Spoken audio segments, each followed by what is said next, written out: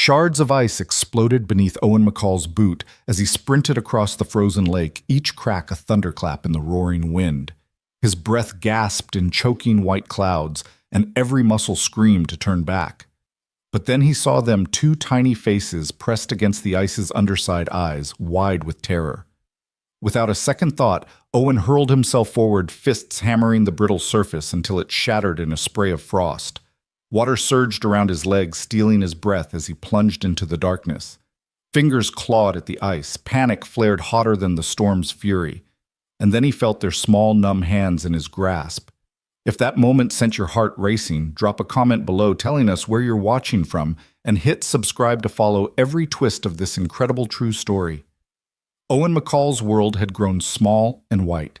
Each morning he woke to a horizon blurred by endless snow, climbed out of his creaking farmhouse, and checked the traps along the tree line.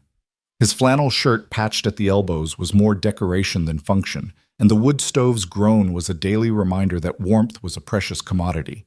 Since his wife's passing 3 years earlier, every sunrise had been both gift and gauntlet.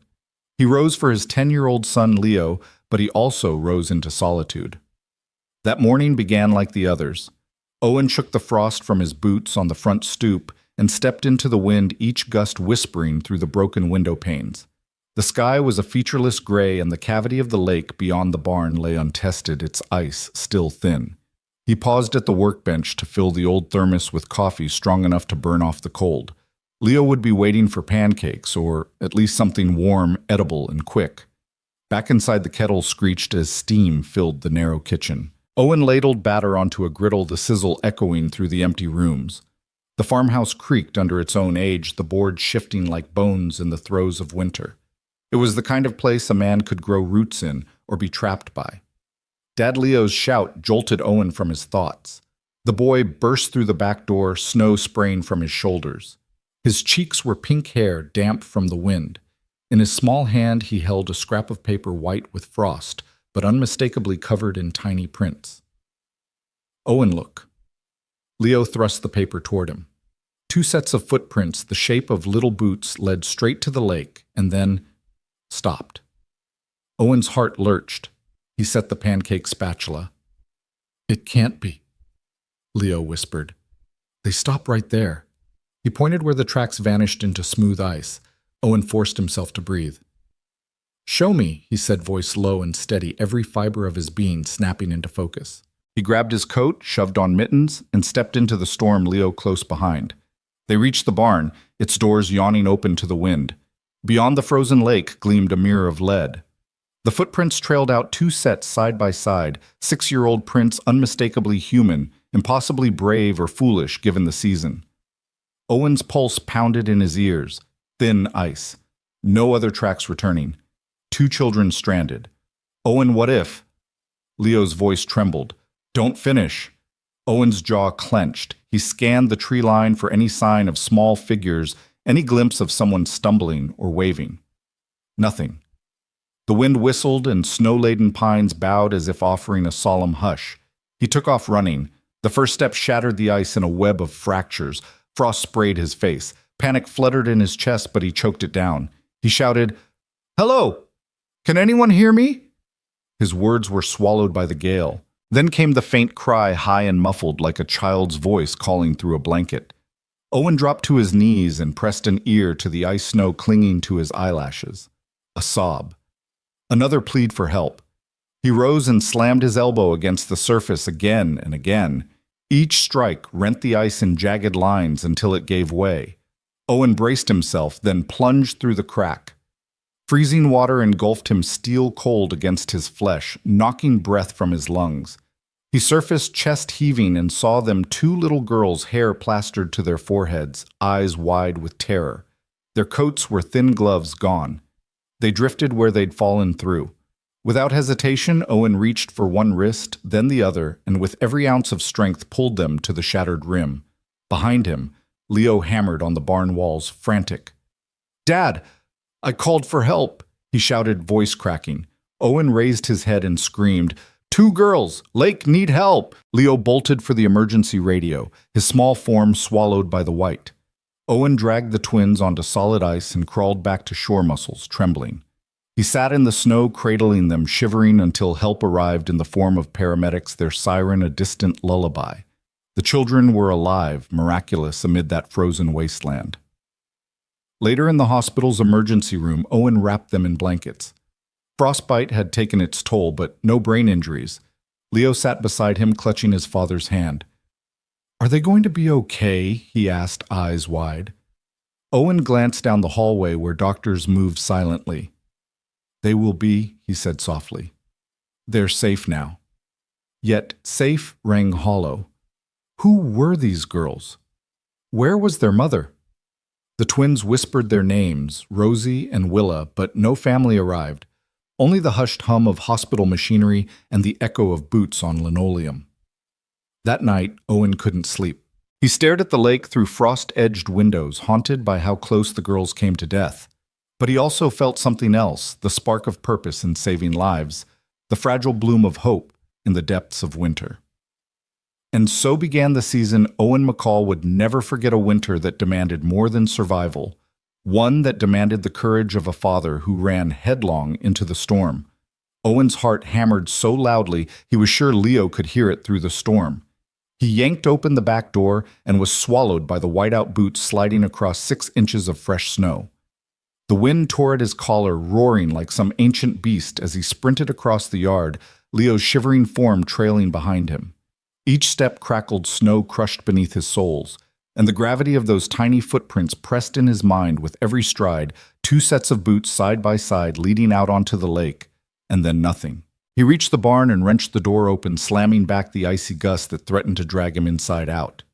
Beneath the low rafters, Leo's flashlight beam trembled across empty stalls. Owen grabbed the boy's hand without thinking, yanking him outside. Leo lurched forward, startled, but let himself be hauled toward the lake's edge, anticipation and dread warring in his wide eyes. The pond lay just past the barn, a vast expanse of glassy ice that glittered dimly under the storm-gray sky. Snow still fell in thick, silent sheets, smoothing over every rough edge of the frozen surface. Around the perimeter, the pine trees hunched beneath their heavy burden branches, bowed in silent vigilance. Owen paused, breath catching in his throat as he scanned the ice. Then, like the hand of fate etched in white, he saw them 2 sets of child-sized footprints disappearing into the center of the lake, with nothing to mark a way back. Leo's voice trembled. "Dad, they stop here." He pointed arm quivering like a leaf in the wind. Owen sucked in a breath of ice-cold air, tasting fear on his tongue. He set his jaw and pulled a battered coat tighter around his shoulders, yanking the hood up with one hand while the other dug into his pocket for gloves. Leo fumbled to do the same, slipping his small hands into mittens that hardly reached past his wrists. "Stay close," Owen ordered, his voice clipped. He took Leo's hand again and led him onto the ice, each footfall sending a spiderweb of cracks across the surface. The ice groaned and trembled as if warning them away. Owen's pulse thundered. Adrenaline sharpened his senses to a painful point. The wind hissed in his ears, and the world contracted to the span of these 2 tiny prints. "Dad, it's not safe," Leo said, voice low and urgent. Owen didn't answer. He didn't dare. Instead, he pressed forward, lunging from one set of cracks to the next, mind focused on the print markers and the distance they covered. He estimated 40 feet to where the prints stopped, a terrifying measure of thin ice and broken promises. Leo faltered, once panic flicking in his gaze, and Owen tightened his grip, dragging the boy forward. They reached the spot. Owen crouched to inspect the ice, leaning so close he could see his own reflection warping in the fractured surface. Beneath the top layer, too dark for comfort, he sensed the abyss waiting. He pressed a booted toe at the edge of the crack and felt it shift beneath his weight.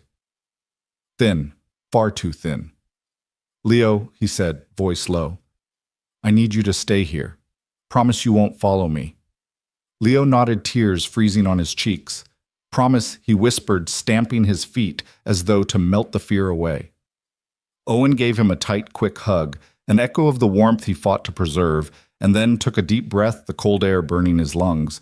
He rose and shuffled a couple of steps back, heart drumming a frantic rhythm. He set his feet, deliberately widening his stance to distribute his weight, and then took one last look at the footprints. He could barely make out the jagged webbing where broken ice had fallen away. He shouted into the gale, "Help! I need help. His voice carried across the lake, swallowed in minutes by the howling wind. No answer. Owen clenched his fists. He couldn't wait. Every second counted. He took a running jump, vaulting over the fragile crack into deeper ice. It shuddered beneath him, moaning like a wounded animal, but held just. He lunged forward, hand extended toward the next set of prints, fearing every step might be his last. Then faint against the wind, a cry, raw and small, coming from beneath the ice. Owen halted, straining to pinpoint it. He dropped to his knees, pressing one ear to the glassy surface. A muffled sob, the pitch of a child's whimper. It jolted him into motion. He rose, knelt, then slammed his elbow into the frozen crust. Crack! A spiderweb of fractures snaked outward. He struck again. Crack! He brought his shoulder down. The ice sighed and surrendered.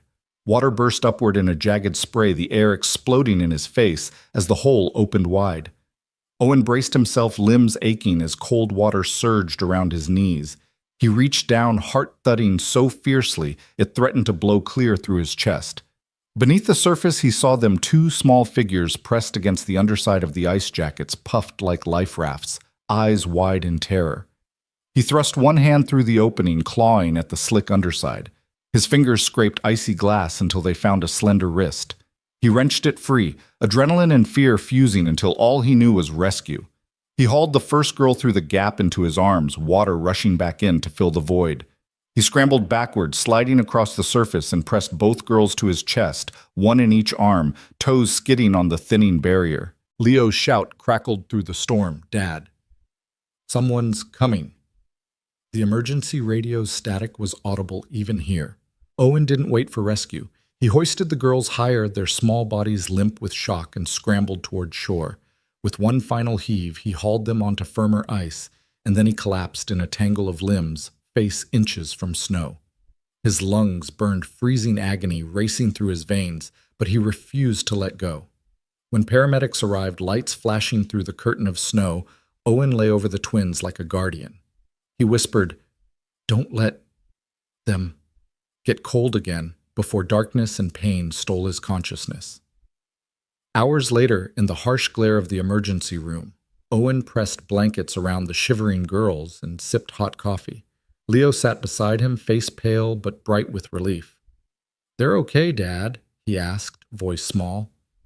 Owen watched the doors to the treatment rooms swing open. The twins. Rosie and Willa clutched each other's hands. Coat's two thin cheeks streaked with frostbite, but alive. "They're going to be okay," Owen said softly, voice thick with emotion. The paramedic nodded, eyes grave. "Miracle, sir." Owen didn't believe in miracles. He believed in grit, in throwing yourself into the fight, no matter the cost. But staring at those little faces, he felt something shift in his chest, a seed of hope that maybe kindness could grow even in winter's cruelest hours. As he stepped outside into the fading storm, the twins wrapped in blankets and Leo by his side, Owen realized that those two sets of footprints had become the most important markers of his life. They led him into the blizzard, into the ice, and into a rescue that no one saw coming. And as he trudged back to the farmhouse, the wind at his back and the radio's promise of help still crackling, he knew that this winter demanded more than survival. It demanded a reckoning with courage, and Owen McCall was ready. Owen knelt at the edge of the cracked snow, rasping beneath his gloves, and pressed his ear once more to the ice. The muffled sob was unmistakable now, a small, desperate sound that no father could ignore. He drew in a ragged breath, the cold biting his lungs, and shot a glance back toward Leo, standing half-hidden behind the barn door, pale face pressed to the frame. There was no time for thought, only action. Owen placed one elbow on the brittle surface and slammed it down, metal shattering through ice like a gunshot. The glass-hard sheet bowed, then cracked in a web of fractures. He withdrew his arm and struck again twice as hard. Crack. The fractures spread. Again. Crack. A final blow split the ice and the surface ruptured with a roar that seemed to shake the world. Frost-streaked slabs fell away, opening a dark, yawning hole in the snow-white expanse. Without hesitation, Owen dropped forward into the gap arms, braced on the jagged edges of ice, as freezing water exploded around him. Muddy shards of ice scraped his arms and face, each cut ripping fire through his blood. He swallowed a breath of water, coughing, and fought the surge of panic that clawed at his chest. Cold clung like shackles clamping his muscles, but adrenaline flared to life, hot and insistent. He kicked downward, letting his legs slide past the broken rim until his torso was submerged. In that moment, the lake felt bottomless, the world reduced to a tunnel of inky water and flecks of suspended ice. Owen's vision blurred and he struggled to keep his bearings, but he forced himself to remain calm. Clear thought was his lifeline. He remembered the whisper of sobs. He craned his neck upward, using ripples of broken ice as a guide. There, through the fractured surface, he saw them, two little faces pressed against the chilled underside hair floating in the water. Their eyes were impossibly wide pupils matching his own terror. One tiny mouth gaped bubbles, breaking free with each tremor of fear. Owen reached out with his right hand, fingers splayed, and felt the cling of frost-slick plastic. His glove caught on the tip of a mitten. He tore it free and pressed on. He closed around a small wrist, fingers numb but firm, and lifted, pulling the first child toward the hole. A glob of water surged in, and he felt her weight shift in his arm, light but heavy with shock. The twin's small body floated free, and for a moment Owen held her under the surface as he sought her sister. The other sobs rose, a muffled duet in the swirling cold. He twisted his body, sending a shower of ice crystals through the air, and found the second wrist. Again, he gripped, lifting and sliding both children upward until their chins broke the surface, gasping breaths whipping across their faces. Owen kicked his legs, each thrust a battle against the weakening ice. Inch by inch, he inched toward the rim. His gloves and coat offered no warmth. Shivers racked his core. He channeled every ounce of will into each movement. Finally, numb fingers found purchase on the jagged edge. He hauled the first girl upward, haunches burning with effort. He clambered onto the broken shelf of ice and reached over the broken crust to haul the second child free. Snow and ice tumbled across the hole, and Owen rolled backward onto the snowbank, pressing the twins against his chest. His coat and gloves were soaked. His breath came in frosty embers. He held them tight, arms trembling, keys of his heart pounding so loud he feared they would burst free. Behind him, Leo burst across the ice, slipping, but Owen caught sight of the boy's tear-streaked face. "Dad!" Leo cried, stumbling into the broken ice field. "You got them!" Owen wrapped a gloved arm around Leo's shoulders, drawing him close. "Stay down," he gasped. "Don't come any closer." Leo nodded, confusion and relief warring in his eyes. He sank to his knees behind the last wall of solid ice, hands clasped over his mouth. Owen settled both girls on the snowbank, head bobbing as they coughed and sputtered. Their little bodies were stiff as dolls, clothing already frozen stiff. Owen peered past them, rehearsing fast shelter, then warm them, call help. He spat a mouthful of water and dragged himself upright. The cold was already draining his strength, but he forced himself to move. He reached into his coat for his radio, but the cord lay buried beneath snow. With free hand, he tore open his gloves and fumbled for the emergency transmitter. Static at first, then Leo's voice crackling through from the barn. "I called them, Dad." "They're on the way." Owen exhaled a shuddering breath. He scooped the girls into his arms, tucking their heads against his chest.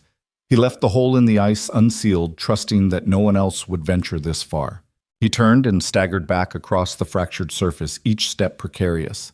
The twins clung to him, their tiny bodies trembling, but both were alive. As he reached firmer ground, the sky lightened with the first pale rays of dawn. Through the storm's haze, he spotted flashing lights, red and white, blinking like lifesavers on a dark sea. Paramedics charged across the snow, carrying blankets and medical kits. Owen knelt and gently laid the girls on a tarp spread on the snow, wrapping them in thermal blankets. He knelt beside them, hands cupping their tiny faces, whispering, "It's okay. You're safe now." The paramedic directed an assistant to lift Rosie onto a gurney and another to Willa. Owen stood back, sodden and drained, as they checked vitals and applied warming packs. Leo approached, gloved hands tucked into his coat. He dropped to a squat beside his father, eyes wide. "They're going to be okay?" Leo asked. Owen wrapped an arm around him. "Yes," he said, voice rough. "They're going to be okay." The twins' mothers, first responders, and neighbors began to converge where the barn met the lake. The world, once frozen and silent, throbbed with life and motion, voices calling, boots crunching, the drone of a warming engine. Owen stayed where he was, soaked to the bone, watching the swirl of bustle with a strange detachment. Rescue teams moved with efficiency. People asked questions and offered blankets. Radios squawked in urgent undertones. One of the paramedics approached Owen gently, placing a hand on his shoulder. "Sir, you need to get warmed up too." She offered him a Mylar blanket. He accepted with a curt nod, lowering his head to let her drape it around him. The metal clung like an ember in his hands. Leo reached up and touched his father's face. "You saved them," he whispered, voice thick. Owen met his son's gaze, eyes brimming with raw emotion. He squeezed Leo's shoulder. "We saved them," he said, looking down at the girls still asleep in thermal blankets. "We're the ones who saved them." And in that moment, the frozen lake behind them, with its silent footprints and deadly promise, became the backdrop for a father's leap, an act of instinct so pure that every crack in the ice seemed to echo with its courage. Dawn broke brighter, then, not with the triumph of sun over storm, but with a deeper warmth. The light of compassion poured into a winter's night, shattering fear, as surely as Owen's elbow shattered ice. The world would remember this day not for its danger, but for the leap of a man who risked his life for two little girls he barely knew, and found in doing so that kindness could thaw even the coldest heart. Owen's world narrowed to a tunnel of icy water and panic. His lungs burned with each desperate intake of air, yet he forced himself deeper, driven by the sobs that echoed through the frozen darkness. Fingers numb and slick with ice, he groped along the underside of the shattered ice. Every stroke of his arm was a fight against the cold that sought to paralyze him. Yet he strode on, heart pounding like a war drum in the void. Then he felt it, the brush of nylon against the curve of his palm. A tiny wrist frail as a sparrow's wing. He latched on without hesitation, baring teeth against the ache in his bones. The first girl's face appeared through the murky water eyes, wide and glassy hair, floating like dark reeds. Owen clamped his other hand around her torso, squeezing gently to anchor her against the current. She was limp eyes, unblinking, shock, freezing her small body more surely than the lake's ice above. Owen hauled her upward, kicking in a frenzy until the tunnel of water spat him out through the opening. He slammed both hands against the brittle edge and hoisted her body onto the shattered ice. Her head lolled back, lashes heavy with frost. He dropped to one knee, scooped her into his arms, and pressed her to his chest, murmuring words of comfort he barely felt. "You're safe now. You're safe." A howl of wind answered him, whipping snow across the gash in the ice. Owen didn't pause. He turned back to the hole and plunged in again. Water crashed over his shoulders, frozen shards biting into his skin. He went under, swallowing water and panic, groping until he found the second girl. Her blue coat was twisted. Her gloves were gone. Owen gripped her beneath the shoulders and kicked for purchase, forcing his way through the suffocating cold. He surfaced with a gasp, water streaming from his face, and dragged the second child out. Her eyes met his with the purest terror he'd ever seen. She trembled so violently that her teeth chattered in a staccato shuffle. Owen laid her beside her sister, gently scooping her into the same set of arms. Both girls were now bundled against his chest, caught between unconsciousness and the shock of survival. Owen's world oscillated between two poles, the icy abyss he'd just left, and the bitter wind swirling above. He tried to stand, legs quivering beneath him, but gravity and exhaustion conspired to keep him prone. He coughed and spat water pouring from his mouth like black ink. But he could not let himself sink. He reached for the fractured surface and pulled free each inch of movement, a testament to will over winter. Behind him, Leo's frantic voice crackled through the thin ice. "Dad, I called them. Help's on the way." Relief cut through Owen's fog of pain, but he did not release the girls. He nestled them closer, their tiny bodies rigid with cold, and pressed them against his heart. He could feel their slow, ragged breathing of victory fought with ice and desperation. Footsteps crunched toward him. A flashlight beam pierced the gloom, followed by frantic paramedics who skidded to a halt, sliding across the ice in snow-packed boots. They knelt beside Owen, speaking in clipped tones, their hands efficient as they untangled the girls from his arms. Thermal blankets were unfurled, wrapping the twins like fragile sculptures. One paramedic pressed a warming pack against Rosie's chest. Another murmured, Stay with us, kiddo. You're going to be okay. Owen remained as still as the ice itself, wrapping his arms around emptiness as the girls were carried away. He scarcely noticed the paramedic's hand on his shoulder until warmth seeped through his soaked layers. He blinked at her soft eyes and nodded words trapped in his chest. Someone dropped a metal stretcher inches from his face. Leo appeared, boots squeaking, cheeks pink and wet. He reached out, trembling. Owen managed a hollow smile and touched his son's shoulder. Leo's eyes flicked to his father's shivering form, worry etching his small face. A strong hand lifted Owen to his feet. He surrendered to its legs, nearly giving out beneath him, and let the paramedic shepherd him across broken ice toward the barn. Every step was agony. His body protested with each movement, but adrenaline burned a path through his limbs. He had given everything for those girls. Now he owed himself their rescue as well. Inside the barn, Leo followed at Owen's side, his voice thin with relief. "Dad, they're going to be okay, right?" he asked, eyes wide. Owen pressed a hand to the boy's cheek. "They are," he rasped, voice like gravel. "They're safe now." Paramedics led them into the warmth of the barn's lee blanket, snapping at Owen's shoulders. Someone handed him a thick wool coat and boots dusted with straw. The breath of hay and the musk of animals seemed to thaw his frozen bones slightly, though the cold still gnawed at him. Owen sank onto a wooden bench, Leo at his feet, and stared at the empty door where his son, his girls, and his courage had intersected. The wind's roar softened to a distant howl. In the scattered lantern light, he caught sight of his reflection in the glass of a dusty window. Frost-crusted beard eyes, two bright hands trembling. He closed his eyes, willing himself to breathe. Each breath came in ragged gusts, but he drew in the barn's warmth, however fleeting, and held it like a blessing. Leo reached up and rested his head against his father's knee. Owen patted the boy's hair, more grateful for life's fragile threads than he'd ever been before. Outside sirens faded into the storm, but within the barn's sturdy walls, the storm had lost its grip. Owen McCall, single father and reluctant hero, sat with his son in the flickering light. The memory of two small lives reclaimed from a winter's death embraced burning in his chest like embers waiting to ignite hope in the coldest night. Snow whipped around them in a blizzard's last gasp as Owen crouched over the twins on the shore, arms locked around Rosie and Willa, pulsing warmth into their frozen bodies. Leo fumbled with the radio handset, breath rattling in his throat. "This is McCall Farm," he panted. 2, no 3 casualties.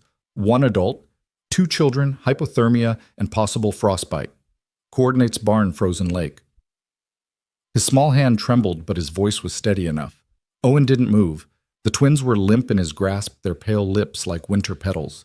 He pressed one cheek against Rosie's ear. "Can you hear me?" he whispered, tears mingling with frost. "Hold on. Help is coming." Willa's eyes fluttered open at his voice, confusion in their glassy depths. But then they closed again, exhaustion dragging her back toward darkness. Leo clicked off the radio and knelt by his father's side. "They're sending help, Dad." He reached out to touch Owen's shoulder, unsure whether to hug or stay clear of the frozen water seeping through their coats. Owen gave his son a weak nod, voice thick as melting ice. "Good work, buddy," he rasped. "Stay with me." They huddled together, 3 souls nearly lost to the night waiting. The storm seemed endless, but in the distance, Leo spotted flickers of red and blue weaving through the pines. Bright lights bobbed toward them, carving lines in the snow. The engines of the rescue trucks growled, louder engines roaring against the wind's wail. Owen shifted to gain a better view. His limbs ached as though his very bones had frozen solid. He brushed hair from Willa's forehead and tucked her closer, then cradled Rosie in the crook of his arm. Their tiny bodies were ice cold but still beating. He wanted to will their hearts to pound faster, but all he could do was whisper, "Just breathe, girls." Rescuers burst from the truck's circle of light, 2 paramedics in red parkas racing across the ice and snow. One slid on a set of crampons, flipping them onto boots before charging toward Owen. The other carried a large silver thermal blanket, the fabric stiff with urgency. The first paramedic knelt beside Owen. "Sir, can you hear me?" she asked, voice firm but kind gloved hands moving to free the girls. "We need to get them into dry layers." Owen's teeth chattered, but he nodded, eyes burning with relief and exhaustion. They're here," he gasped, voice raw. "They're here." They eased each child into the waiting blanket, tucking them like fragile dolls. Willa's head lolled forward, and the paramedic caught her chin, tilting it to open the airway. Rosie's small fists fluttered against the foil's rough edges, as if testing the barrier between cold and heat. Behind them, Leo perched on the barn steps, inhaling the sight of people who knew what to do. He watched the paramedics assess each girl, checking pulse-breathing skin tone. Nearby, a volunteer handed out hot packs and wrapped Owen in another thermal blanket, the silver glinting against his sodden coat. One paramedic snapped on a pulse oximeter to Rosie's finger, then Willa's. Numbers blinked on small screens. "Pulse strong, but we need to warm them slowly," she said. She adjusted an oxygen mask for each. Owen watched fists clenching and unclenching as relief and guilt warred within him. Guilt that he'd almost cost their lives, relief that they might yet survive. "Sir, we need to move them to the truck," the other medic said softly, offering an arm to Owen. He shook his head. "I'm going too," he said firmly. "I can't just—" His voice cracked and Leo rose to help, fitting his arm through Owen's. They carried Rosie first, then Willa, toward the warmth of the rescue truck. Each step was a struggle for Owen. His legs quivered as if made of wet wood, but Leo's presence steadied him. When his turn came, he let the paramedic guide him inside the vehicle's rear cab, the doors sealing with a gentle hiss. Inside, heat blasted from vents, bringing tears to his eyes. Layers of blankets cover the twins' monitors and IV lines snaking across their small bodies. The paramedic offered Owen a seat beside Rosie. He sank down, reaching out to rest a hand on her silent pulse monitor. The soft beeps reassured him life persisted even here. Leo stood by the door. "Dad?" he asked, voice smaller now that frantic waiting had given way to cautious hope. Owen managed a tired smile. "Hang on, buddy," he whispered. "We'll get through this." The paramedics worked swiftly, checking vitals, warming blankets, administering IV fluids warm to body temperature. Owen felt warmth seep into his own frozen limbs as the heater fought the cold. A rescue coordinate crackled over the radio ambulance en route.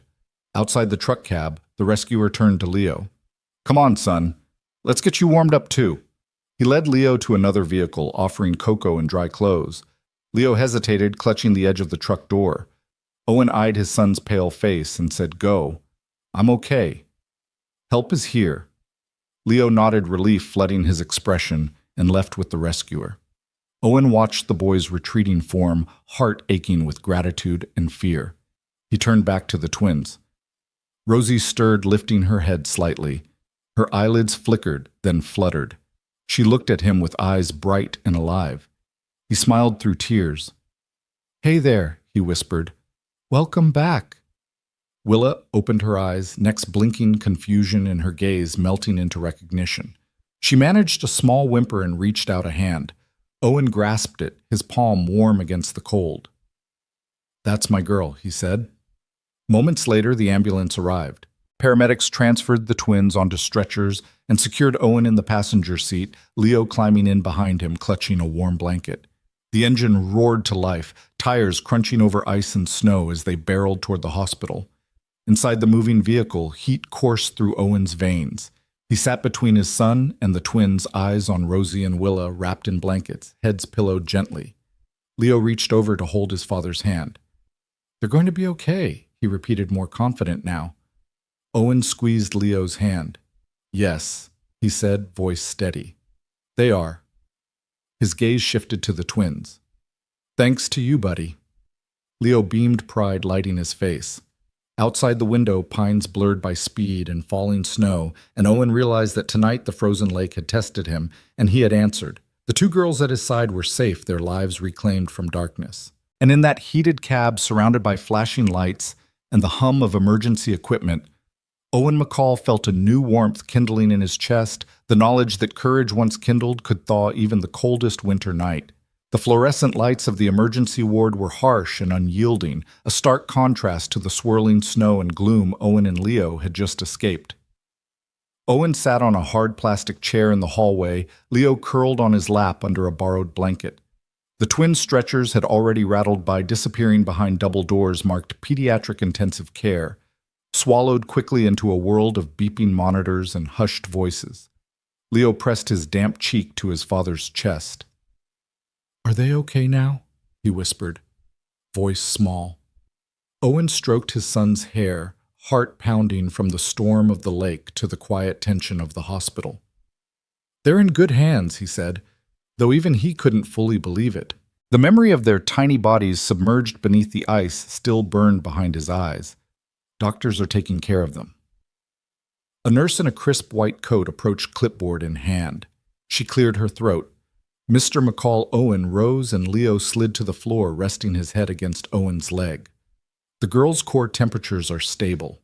No sign of organ failure, though we'll keep them under observation for any delayed effects of hypothermia.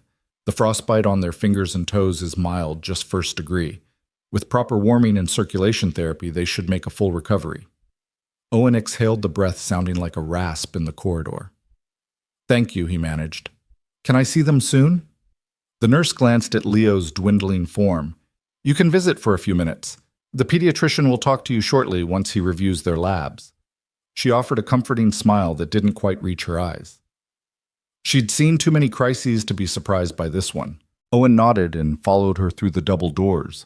Leo stood by the nurse's hand, small and shivering, but brave enough to walk.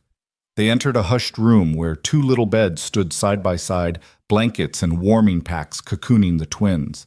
Machines beeped softly, and a thin tube drew blood from Rosie's arm, while Willa's small fingers twitched as if dreaming of warmth. Owen knelt beside Rosie, reaching a gloved hand to brush her hair from her forehead. Her eyelids fluttered, and the nurse murmured, "She's waking up." Rosie's eyes opened, dark and unfocused. She stared at Owen and Leo, confusion clouding her gaze. "Daddy," she whispered. Owen closed his eyes to keep the tears back. "Hey, sweet girl," he said, voice catching. "It's okay. You're safe now." He glanced at Leo, whose face was a mixture of relief and concern. Willa stirred next, blinking rapidly at the light. She saw her sister and then Owen and squeezed her eyes shut. "Mommy's crying," she sobbed, voice muffled in the hospital's hush. "Mommy's crying in the trees." Owen's heart lurched. "Mommy's crying in the trees." He echoed gently, blinking back fear. He exchanged a glance with the nurse, whose face had gone pale. "Excuse me," the nurse whispered to Owen, scooping up the clipboard. She conferred quickly with the pediatrician, a tall man in scrubs who approached with thoughtful eyes. "Mr. McCall," he said softly, voice respectful. "We'll keep the girls sedated for warmth tonight. They'll rest easier under a mild sedative. Tomorrow morning we can speak with them more clearly. For now, do you have any information about their family?" Owen swallowed. "No," he said quietly. They only whispered about their mother crying in the trees." His voice cracked. "I have no idea who they belong to." The doctor's jaw tightened. "Has anyone reported them missing?"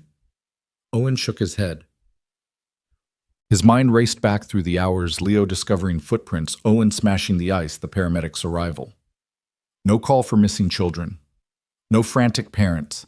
Just two tiny lives iced in solitude until he'd stumbled across them. The doctor's expression softened. "We'll contact Child Protective Services and the Sheriff's Department immediately. In the meantime, you can stay with them until the social workers arrive." He glanced at Leo. "Would you like to join your father here?" Leo hesitated, then nodded and scampered onto Owen's lap. Owen wrapped his arms around his son, drawing him close.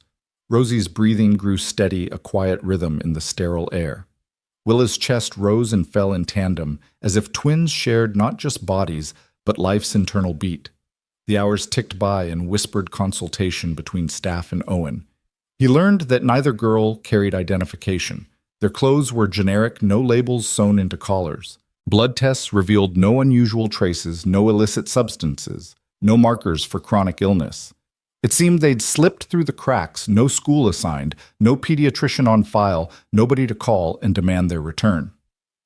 Late into the night, after the girls were sedated and warm, Owen and Leo settled on plastic chairs in the corner, Leo's head resting on his father's shoulder. Owen's gaze drifted to the window, towering pines bowed under a fresh layer of snow, silent sentries in the night. He thought of Willa's whispered words, "Mommy's crying in the trees." The image stabbed at him. Someone somewhere crying so hard she abandoned her children on the ice. Leo stirred, blinking up at him.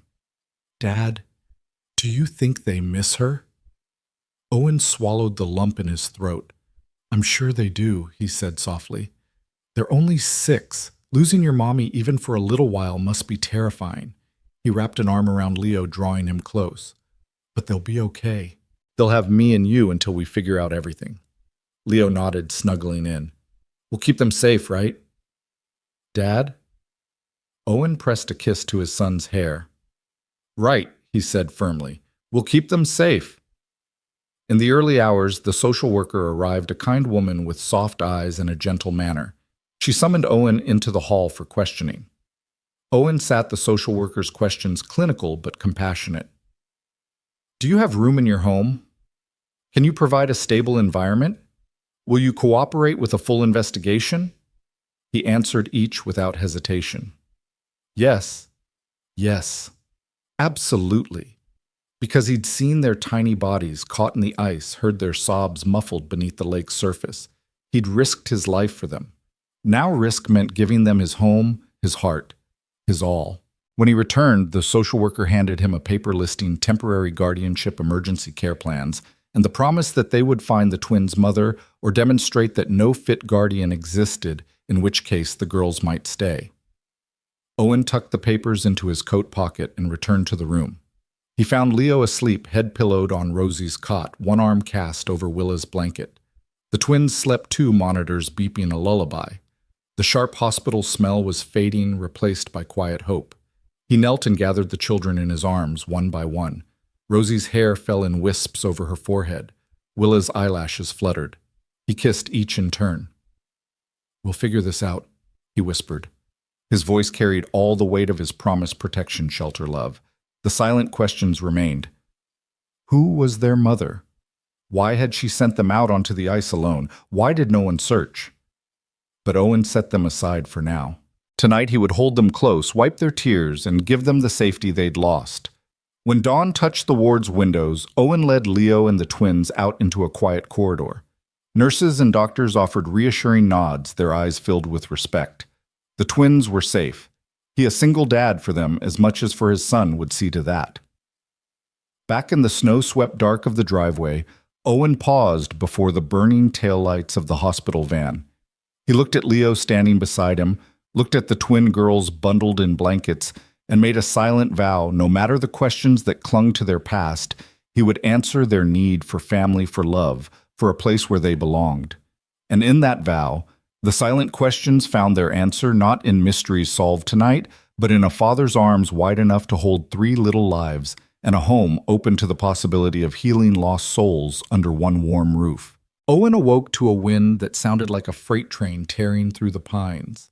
He rubbed his face and pushed off the borrowed hospital blanket, stepping out of the pickup with Leo yawning at his side. The small farmhouse stood dark before them, wreaths of snow clinging to the eaves lantern beside the door, glowing a weak, steady amber in the swirling white. Owen handed Leo a spare coat, then opened the front door and called softly, "Come on, buddy, let's get inside." They crossed the porch and ducked under the awning, the storm's fierce breath snatching at their coats. Leo shivered but held Owen's hand. Inside, the warm air felt like a promise. Owen closed the door behind them, the storm's howl muffled to a distant roar. He set Leo gently on the couch, handed him a blanket, and made for the kitchen to start coffee. Leo's head lolled back against the cushions as the twins slept in their borrowed cribs, small forms curled under thick quilts, breaths rhythmic and even. Owen spooned coffee grounds into the percolator, the familiar routine anchoring him. Steam curled from the mug as he carried it to the window and peered out at the white chaos beyond. That's when he spotted her, a lone figure moving at the edge of the tree line, coat-torn hair plastered to her face, silhouette wavering like a ghost. She stumbled between the trunks, blanketed by snow, then collapsed to her knees. His heart seized. He set the mug down and raced for his boots, yanking them on in one motion and flinging the door open. "Leo, stay here, okay?" he called without looking back, voice thick with urgency. Leo blinked awake and nodded, clutching the blanket tighter. Owen plunged into the snow, feet disappearing to the ankles with each step. The woman was slumped where the farmhouse's dim light met the forest's edge, her body curled around something small pressed against her chest.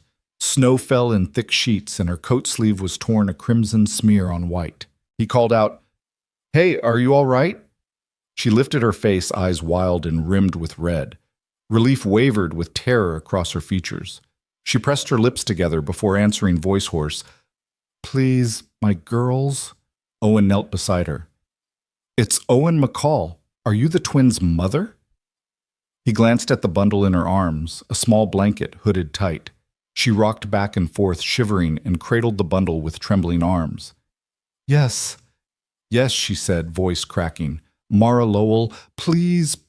My girls, are they—" She broke off, tears carving tracks through snow on her cheeks. Owen placed a hand on her shoulder. "They're safe inside," he said firmly. "Come on." She pressed her face into his coat as if smelling an anchor. He helped her to her feet, careful of her ankle twisted beneath the snow. Together they trudged back the snow, hissing at their boots. Owen wrapped his arm around her shoulders, supporting her as they crossed the porch and ducked inside. Leo sat up, eyes wide. "Mommy," he breathed, rushing forward. The twins in their crib stirred at the noise. Mara blinked at the two children, then gathered them into her arms. She held Rosie to her heart lips, brushing the top of her head, then Willa pressing both close. The twins whimpered, reaching for her. Leo knelt beside them, offering a stuffed bear.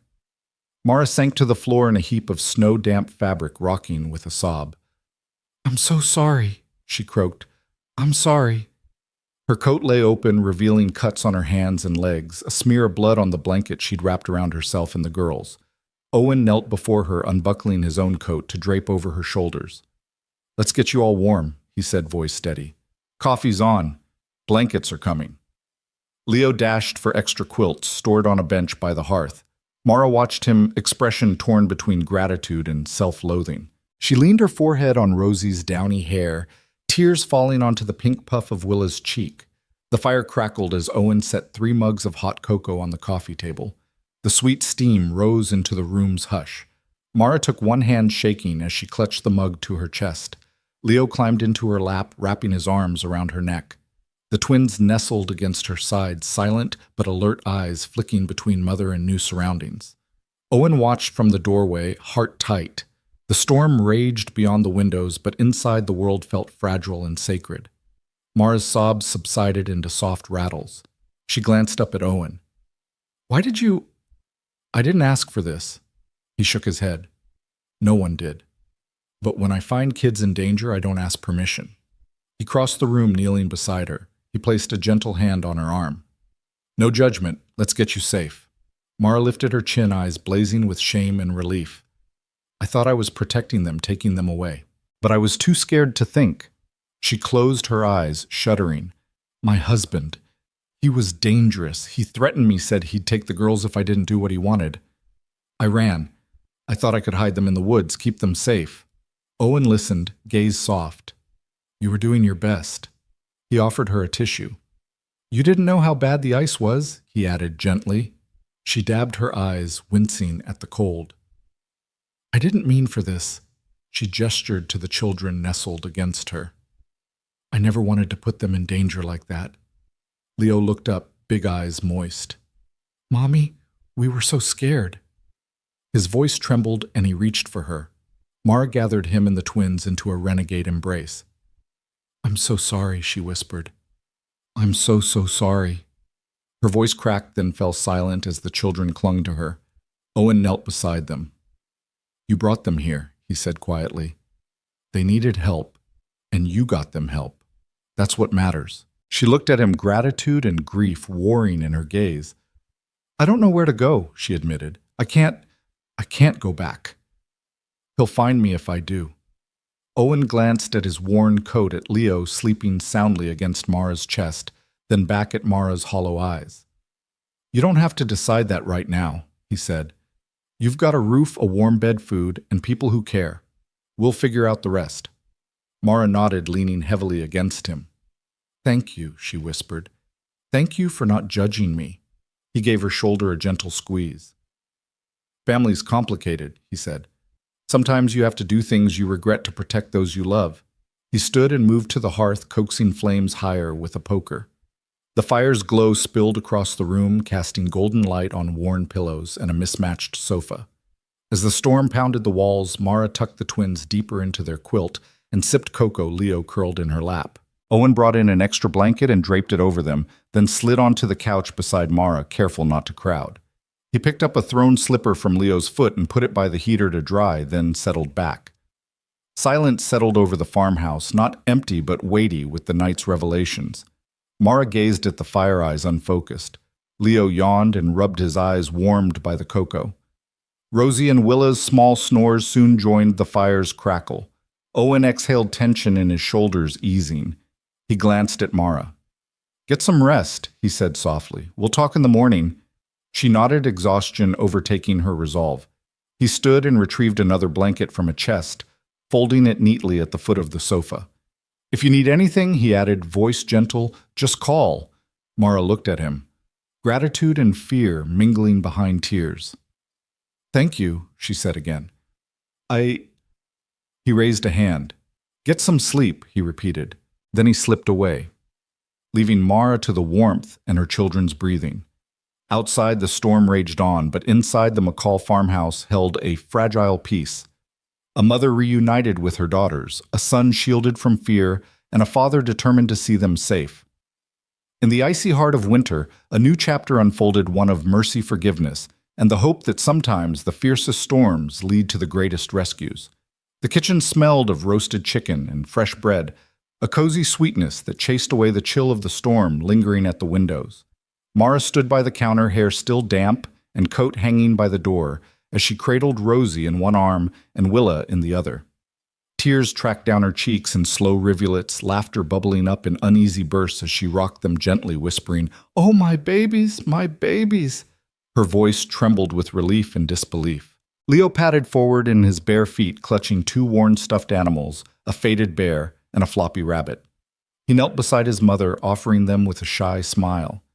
"Here," he said softly, "for Rosie and Willa."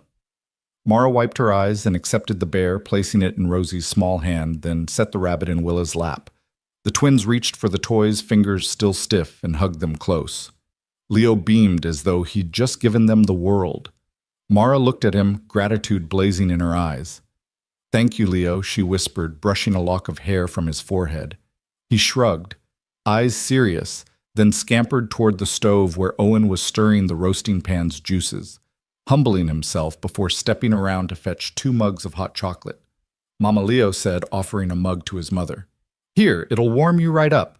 Mara accepted it, wrapping both hands around the ceramic, and blew across the surface. The twins pressed their small faces into the warmth of her abs, eyes fluttering with the first hints of safety. Owen leaned against the counter, watching them. His usually steady gaze softened at the sight of Mara exhausted, relieved raw, and the children clinging to her as though she were their lifeline.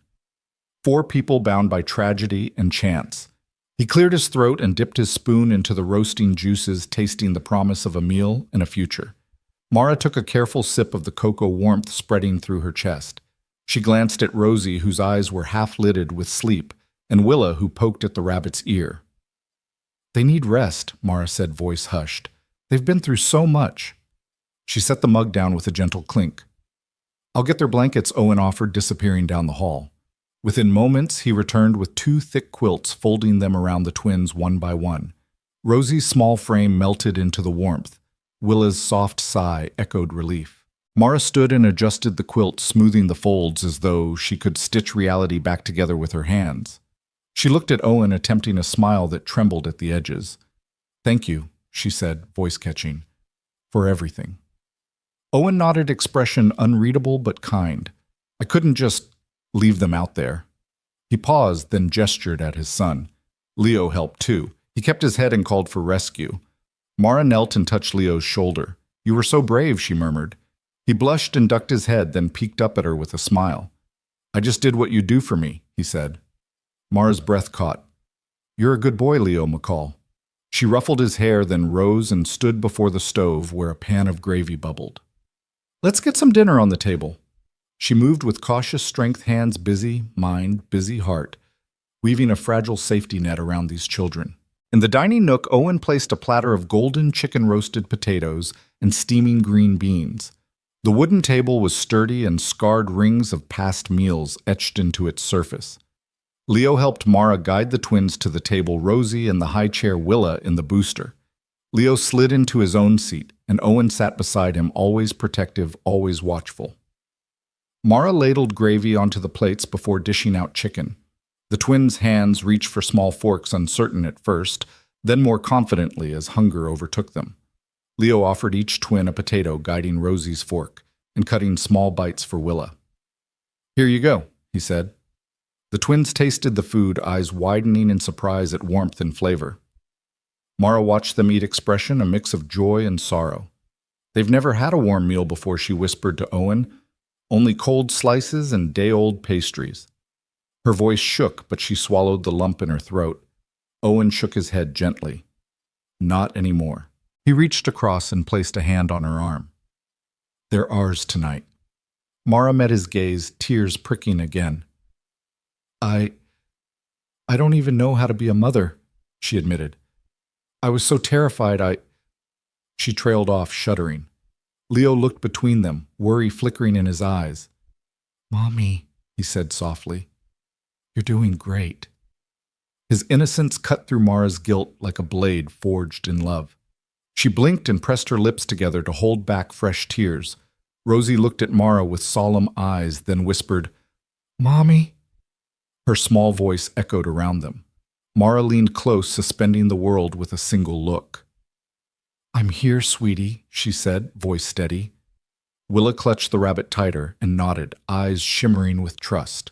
The room settled into a hush, punctuated by the soft clink of silverware and the children's murmured night sounds of eating. Owen glanced at Leo, who was diligently feeding himself, expression solemn, as though bearing the weight of brotherly responsibility. Owen's chest tightened with pride. As they finished the meal, Mara rose and led the twins from the table. Leo helped by scooping mashed potatoes into his own mouth with exaggerated gusto, a small smile playing at his lips. Owen nodded his approval. In the living room, Mara tucked the twins into the same spot on the couch where Leo had napped days before. Blankets piled around them, stuffed animals arranged by their heads. She sat between them, smoothing their hair with gentle fingers, murmuring lullabies in soft, broken tones. Rosie yawned and nuzzled against her mother's jacket. Willa's eyes grew heavy as she clutched the rabbit to her chest. Leo settled onto a nearby armchair, clutching the bear, watching the scene with wide eyes. Finally, Mara looked up at him and nodded. He placed the bear on a side table and blew a kiss toward the twins. "Night-night," he whispered. Mara tucked the last blanket around them and rose, moving toward Owen. She reached out and took his hand, warm and strong. "Thank you," she said again, voice each word, a strand in the fragile tapestry they were weaving. Owen offered a small, weary smile.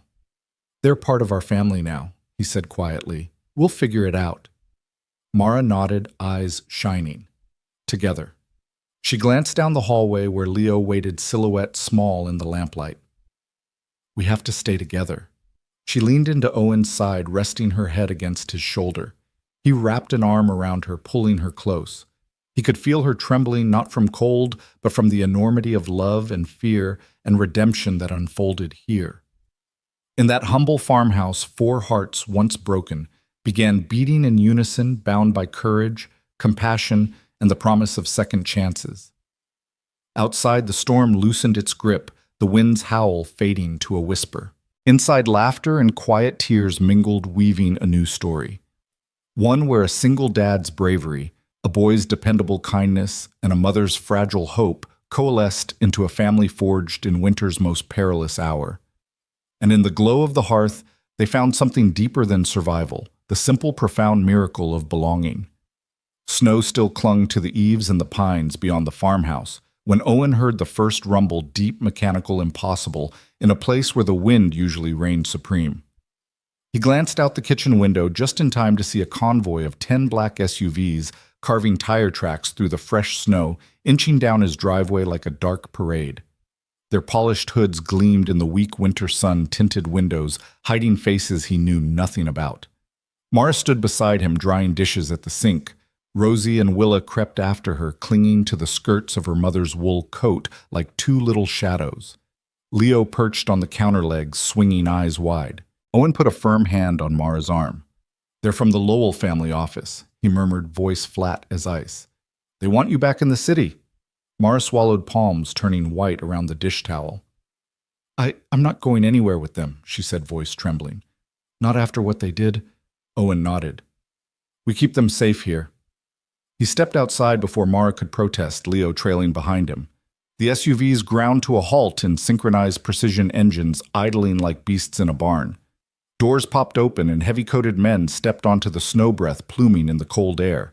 They advanced toward the porch in perfect formation, black gloves and earpieces confirming their purpose.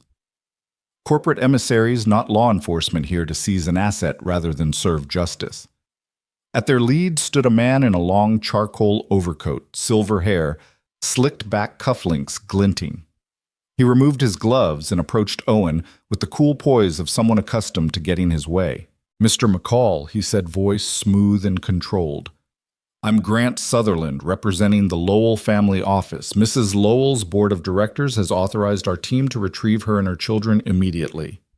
Owen squared his shoulders, Leo clutching his other hand. "This is my home," Owen replied, voice calm but unyielding. "Mara's children are safe here. I won't let you take them." Sutherland's lips curved into a practiced smile. "We're not here to negotiate hospitality, Mr. McCall. Mrs. Lowell holds a significant position in our family's enterprise. Her presence is required to finalize several critical matters. As her legal custodians, we have the authority to ensure she fulfills her obligations." Mara stepped onto the porch beside Owen, coat flapping in the cold breeze. The twins clung to her legs. Her face was pale, but resolute. "They don't belong to your boardroom," she said, voice wavering but strong. "They belong to me, and to my home." She swept a protective arm around Rosie and Willa. "We're not going anywhere." Sutherland raised an eyebrow. "Mrs. Lowell, you're making this personal. Please understand this is about protecting assets, reputations. Not when those assets are human lives." Owen cut in, tone edged with steel. "You threaten her with custody suits, but this place, this farmhouse, offered her sanctuary when your board would not. She's not your asset. She's a mother, and these are her children." Sutherland's eyes flicked to the twins, then back to Owen. The wind caught his coattail, and for a heartbeat the tableau felt absurd. 10 luxury vehicles arrayed against a weathered farmhouse, the fate of 6 lives balanced on a man's refusal to yield. The children gazed up, silent questions in their eyes. Would they lose their mother again? Would corporate lawyers rip this newfound family apart? Mara took a shaky breath. "If you want to see the girls, look at them," she said, voice gathering strength. "They need stability, not more contracts. If you want me to negotiate with me, don't drag your SUVs down a country lane to intimidate a mother into submission." Sutherland regarded her for a long moment. Then he reached inside his coat and produced a thick envelope sealing fate in crisp white paper. He held it out. "Here are the revised custody terms. Sign it and we'll leave. Refuse and next time will involve law enforcement. Choose loyalty to your family or the consequences." Owen glanced at Mara, who closed her eyes to steady herself. He put a hand on her back and nodded. Mara drew in a breath and stepped forward. She looked at the envelope, then at the twins, who watched her with trusting eyes. Slowly, deliberately, she tore open the seal. Owen stood by, ready to intervene, Leo clinging to his leg. Mara withdrew the paper, glancing over the fine print by lamplight. She saw clauses removing her from any decision-making guardianship, handed to the board, rights revoked. She let the pages slip from her fingers into the snow. The wind carried them away in a flurry of white. Sutherland's lips thinned. "I refuse," Mara said, voice low but unwavering. "You can't have them." She stepped back behind Owen and Leo, shielding her children. A tense silence stretched like a drawn bowstring. Then Sutherland closed his coat and tucked the papers away. His face betrayed no emotion, but his eyes were cold. "Very well," he said. "We'll pursue legal channels." He signaled, and the rows of SUVs thrummed to life. Owen moved forward. "Best you start with the highway patrol. They'll see the impossibility of this." His tone left no doubt any enforcement attempt meant a standoff. Leo tugged at his father's sleeve. Owen swept a hand around eyes on his home. They'll find we have witnesses' cameras and a community that won't stand for intimidation. Sutherland paused, appraising them the makeshift family bound by hardship, the boy's fierce loyalty, the mother's fierce love. He nodded once curtly. We'll be in touch. The convoy reversed, leaving deep ruts in the snow. Engines died in unison and the hush fell heavier than before. Mara exhaled, collapsing against Owen. Leo slid between them, wrapping his arms around both. Rosie and Willa peered from behind their mother's coat, eyes wide. Owen retrieved the pages from the snow, crumpling them in his glove. Let's get inside, he said softly. We have a family to keep warm. Inside the kitchen, Mara stoked the fire as Owen hung wet coats to dry.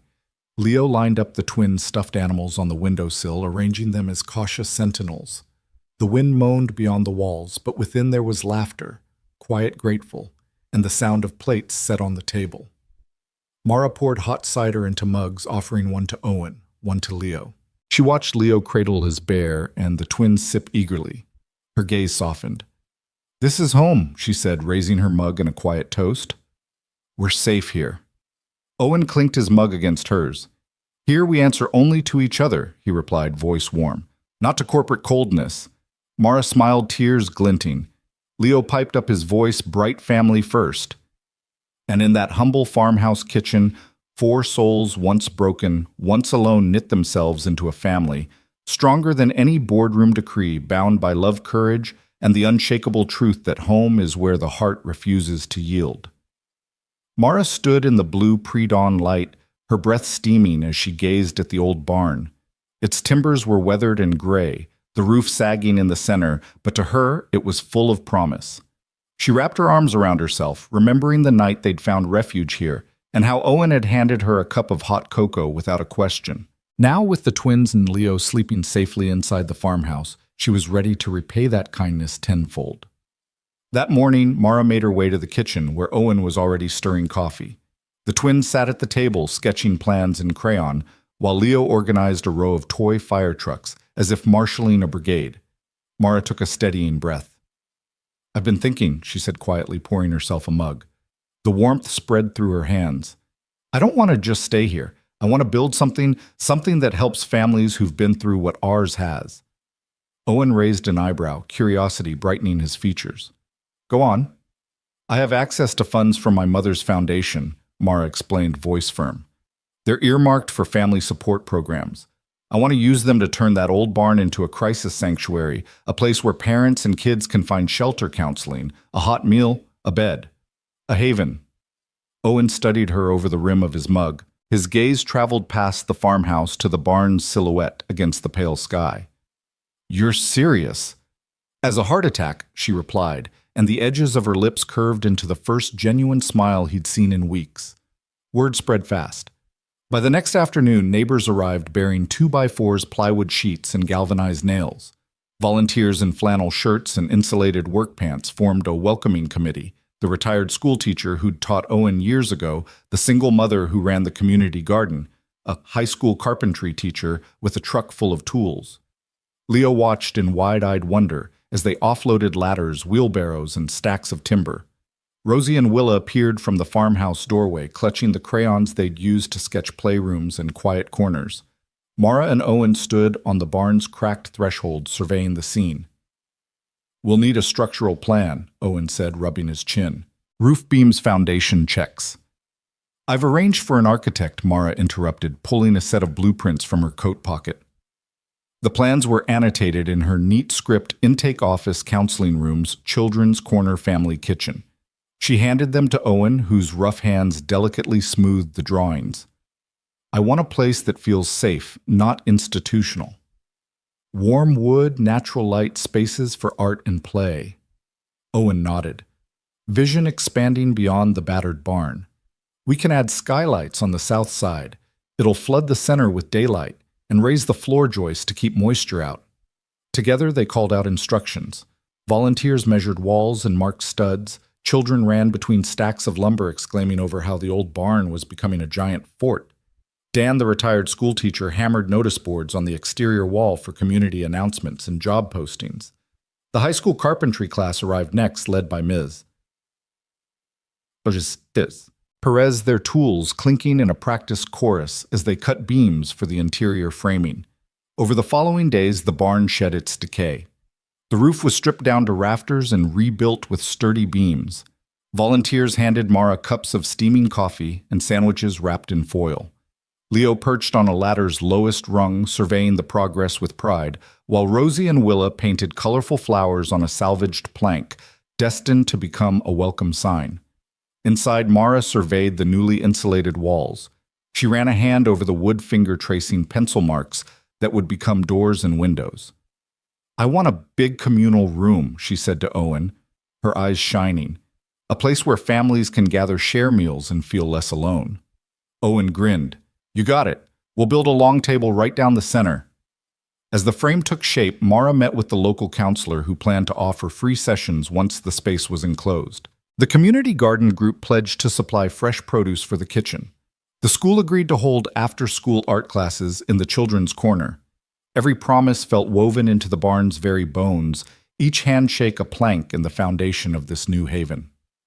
One evening, after the workers had gone home, and the barn lay silent under the pink glow of sunset, Mara and Owen stood side by side. The walls were up, the roof was sealed. Inside, empty rooms echoed potential. The air smelled of sawdust and fresh paint. Leo slipped his hand into Mara's. Rosie and Willa sat perched on a stack of wood, their legs swinging as they kicked imaginary soccer balls.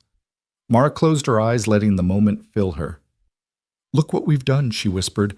"Real people came to help. They believe in this place." Owen put an arm around her shoulders. "They believe in you," he said softly. "And now I do too." Leo tugged on her skirt. "Mom, can we paint the walls tomorrow?" She bent to his level, brushing a kiss on his forehead. "Yes," she said. "Tomorrow we'll make it bright for children." The next morning, the barn crackled with life once again. Volunteers arrived with buckets of paint in cheerful yellows, calming blues, and healing greens. Mara laid out a color chart on a folding table, and Leo held up each swatch to the twins, who pointed emphatically at the pastel pink. "Pink for happiness," Willa declared. Mara laughed. "Pink it is." She handed a brush to Rosie, whose small strokes edged along the trim. Volunteers joined in transforming the interior into a kaleidoscope of welcoming hues. Inside the soon-to-be counseling rooms, designs of sun rays and flowers took shape. Outside, the children's wooden playhouse was stained a bright teal that glowed against the snow. By afternoon, the barn gleamed from corner to corner. The long communal table sat in the middle, flanked by rows of chairs donated by the church. A makeshift kitchenette sprung up in one corner, complete with counter space and a donated stove. In another corner, a cushioned reading nook beckoned with beanbags and shelves of books the local library had gifted. As Mara and Owen watched, the day's last light filtered through a translucent skylight, bathing the room in soft gold. Sweat and paint smudged their cheeks, but their smiles shone. Volunteers stood in clusters admiring their work, swapping stories about who would use the space first: a battered single mother, a family escaping domestic violence, a teenager seeking a quiet study spot. Mara turned to Owen. "I can't believe this is real," she said, voice thick with emotion. He nodded. "It is, and it's just the beginning." He lifted his hand and drew a long sweep across the painted wall as though marking their accomplishment. "Welcome to the Haven." Outside, snowflakes drifted gently as if blessing the new sanctuary. Inside, four hearts, Mara's, Owen's, Leo's, and the twins, beat in unison, echoing the barn's transformation. From frostbitten hardship, they had built a place of healing, a haven born of inheritance and hope, sweat, and solidarity. And in that humble barn, a new family and many more would find refuge and the courage to begin again.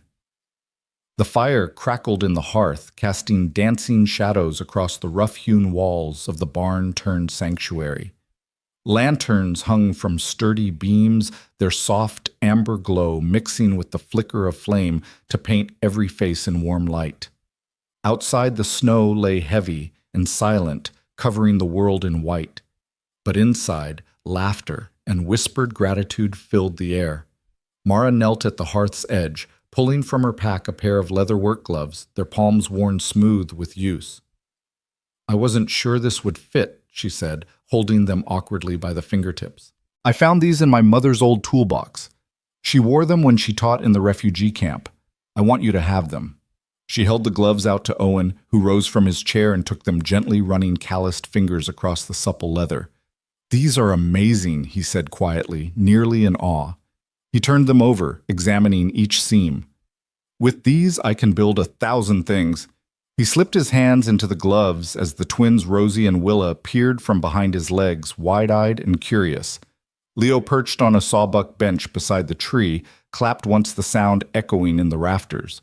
Owen crouched to meet the twins' gaze. "Look," he said, grinning. "Mama's gloves are magic. They help keep our sanctuary standing." Willa giggled and reached for the glove on his right hand, squeezing it like she might a teddy bear. Rosie, still clutching her rabbit, sniffled, as though moved by the moment. Behind them, Leo unwrapped his gift with deliberate care. He offered Owen a small brass harmonica, its surface etched with faint initials JM. Owen's breath caught.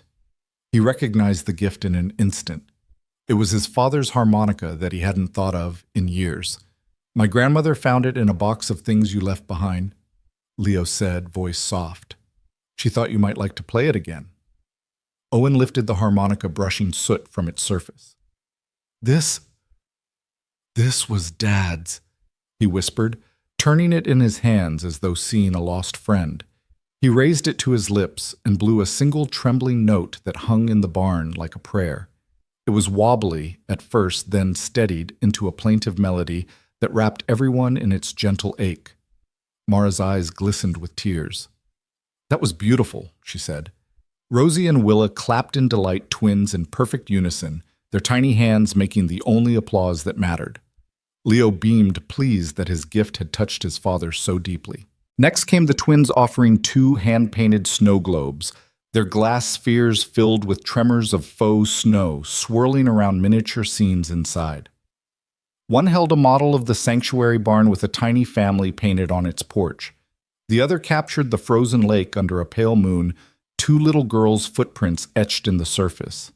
"We made these," Rosie said, voice high with pride. "So you'll always remember where we found home." Mara scooped up Rosie, holding her close, while Willa wrapped herself around Leo. "They're perfect," Mara said, kneeling in front of them. She turned the globes in slow circles so the snow drifted through each scene. "I'll place these in my room, and I'll show them every morning when I wake up." She kissed both girls on their foreheads, then hugged Leo tight. Owen watched, chest swelling with a quiet joy that felt more precious than any grand gesture. He stood and pulled Mara into his arms, the work gloves still snug on his hands. She rested her head against his chest as he whispered, "I didn't expect this. Family. But I can't imagine it any other way." Mara lifted her head and met his gaze. "Neither can I." She wiped a tear from his cheek, trailing it with her finger. "If we had 10 SUVs now, it wouldn't mean a thing." She tilted her head toward the barn's entrance where the soft snow continued to fall. "None of that matters." Leo hopped off the bench and joined them, arms looping around both parents. Rosie and Willa scampered up onto their laps, stacking themselves 2 at a time so they could peer at the fire. "It matters to me," Leo said, voice small but sure.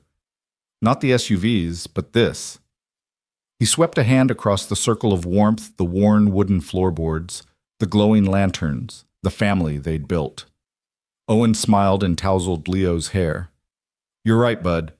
This is what matters." He reached for his harmonica and played a soft reprise of the melody he'd first summoned. Mara hummed along a low note that harmonized with the instrument's wail. The twins sighed with contentment and Leo beamed. As the last light of dusk faded, they settled onto a circle of patched quilts in front of the fire. The barn's rafters rose overhead solid and strong, a testament to all they'd wrought together. Sparks drifted upward like tiny fireflies caught in the chimney's draft, and the glow of faith and favor warmed every heart. Mara glanced around at the cozy tableau, her daughter snuggled in her arms, Leo tucked into his father's side, and Owen cradling his father's harmonica like a bridge between past and present. "We should open dinner," she suggested, voice gentle but eager. Owen rose and retrieved a kettle from the hearth, pouring hot water into mugs for tea. Leo bounded to fetch plates from the nearby shelving, homemade bread, roasted potatoes, steaming stew they'd prepared earlier. The meal was simple but hearty, the kind that fills you from the inside out. They ate quietly, the kind of hush born of gratitude and presence, each bite tasting sweeter in the company of chosen family.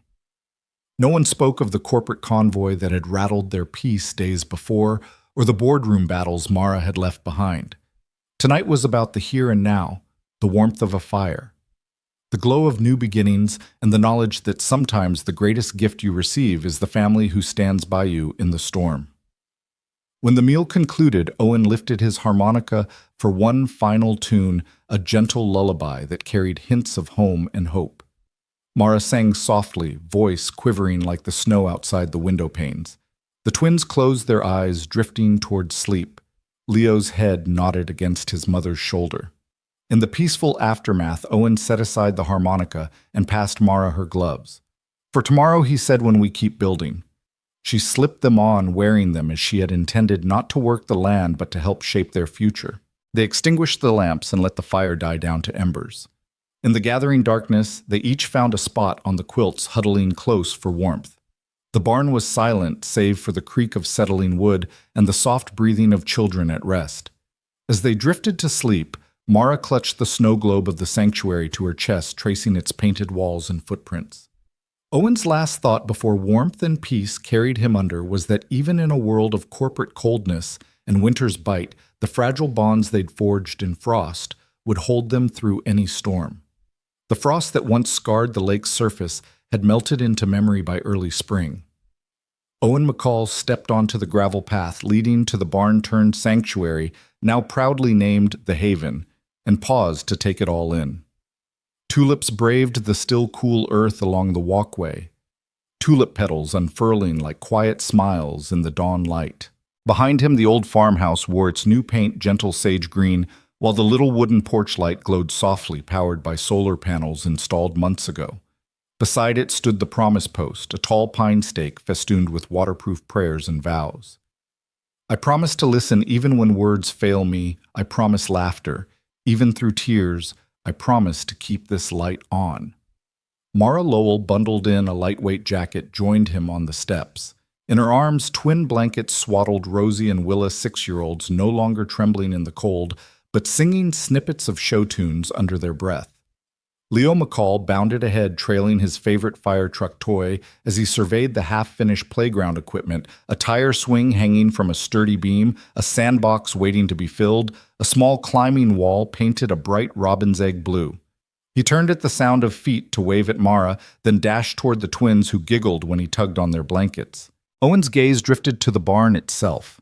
Sunlight glittered on the skylights they'd installed, pouring into the main hall where a communal table stood, crafted from reclaimed barnwood. Chairs were neatly tucked beneath it, each engraved with a name, families who would soon gather here, sharing meals, stories, and hope. Beyond the barn, the lake lay still and clear, no longer a trap of death, but a mirror reflecting new life. Reeds poked through the thawing ice edge, frogs croaked their staccato tune, and waterfowl dipped their beaks in the shallows. Mara slipped her hand into Owen's. "We really did it," she said softly, voice full of wonder. He nodded, eyes warm. From ice and fear to this. He gestured at the bustle of volunteers, arriving teachers lugging boxes of art supplies, a young couple carrying potted flowers to line the picnic tables, the local pastor bearing hymnals for Sunday gatherings. Each face bore an expression of anticipation and pride, as though they too had helped carve the haven from winter's heart. Owen took a slow breath, savoring the scent of earth and pine and freshly painted walls. "Remember when we thought it was just a barn worth saving?" Mara laughed, leaning against his shoulder. "I thought it was just a place to hide. Now it's a place to heal." She looked down at the twins who were balancing on the promise post base, reading the vows aloud in unison. "I promise to choose love over fear," Willa declared in a solemn voice. Rosie nodded and added, "I promise to keep the light on." Leo called out, "You have to promise too." He held a scrap of waterproof paper and a marker. "Dad, your turn." Owen knelt, took the paper from Leo, and wrote with careful strokes, "I promise to run into the storm, not away from it." He tied his vow to the post above Mara's, above the children's. The vows fluttered in the breeze like heralds of a new beginning. Across the way, Joe, the project manager, in his well-worn cowboy hat, blew a whistle. All right, folks. Ribbon cutting in 5. Volunteers lined up, clapping, smiling, eager for the ceremony. Mara straightened Leo's jacket and smoothed back her hair. She glanced at Owen. Ready? He squeezed her hand. Ready. They walked together to the barn's main doors. The gathering crowd fell silent, anticipation humming in the crisp air. Leo stood at their side, twins perched on Mara's hips, toes dangling.